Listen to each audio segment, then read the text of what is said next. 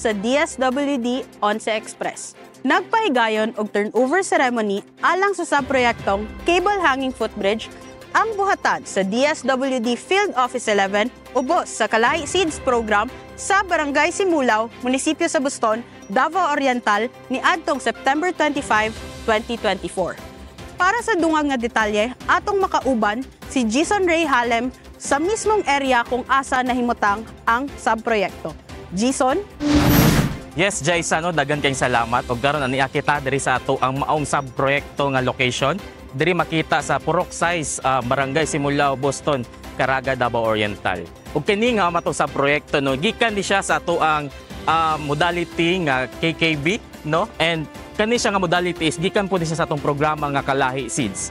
Ang kani nga ato ang subproyekto aduna kini siya total cost nga 7.5,552,000. Ang ato ang breakdown sa ato ang total project cost is ang grant niini is 7.5 million gikan sa ato ang Kalahi Seeds, and then ang ato ang LCC nga 52,500. Mapasalamaton si Matote Ungko, usa ka membro sa tribo sa Barangay Simulaw ug head sa procurement team sa maong subproyekto kay tungod natubag na gyud ang dugay na nilang gipangandoy. Dungag pa niya, wala na gyud kinabuhi nga masayang human sa iyang pagumangkon ganaanod ug wa na gyud makit-i. Kay tungod sa among kalisod nga naapay gani na anod nga akong pag-umangkon diri nga bata, bisan mungutana ka diri sa kuan Simulaw. Hantod karon wala makit-i ang bata nga 5 anyos. Nagpasalamat mi nga naanay gihatag sa DSWD nga hinabang gikan sa nasyonal nga anong kami matabangan tungod sa among kalisdanan nga nasagubang sa una.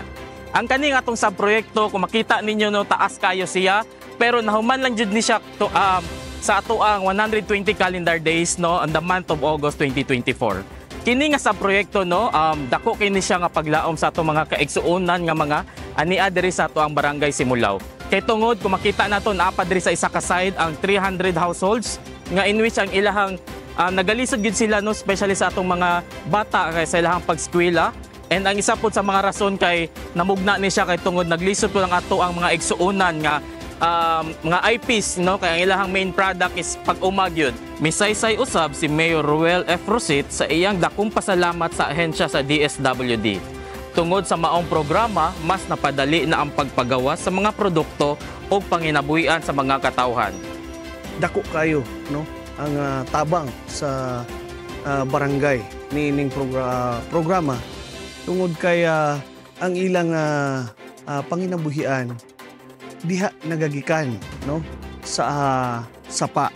Pero karon nga aduna nay proyekto ang Kalahi Seeds nga footbridge no,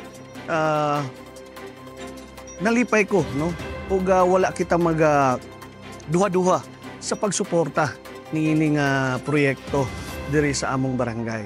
Angay natong pasalamatan ang proyekto nga niabot diri sa atua, ilabi na kaning dugay na nga